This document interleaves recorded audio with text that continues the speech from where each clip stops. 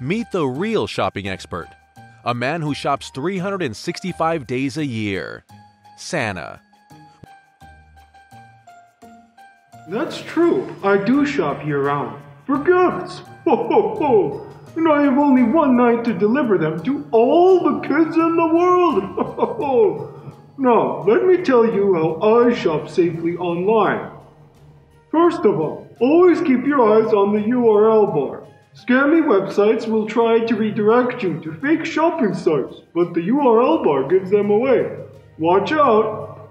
Also, make sure the website you're visiting uses HTTPS. Not HTTP, but HTTPS, like S for Santa. The S is very important. Oh, there's another thing. Sometimes I have to buy last-minute gifts, so I ask Rudolph to stop the sleigh by the nearest coffee shop with Wi-Fi.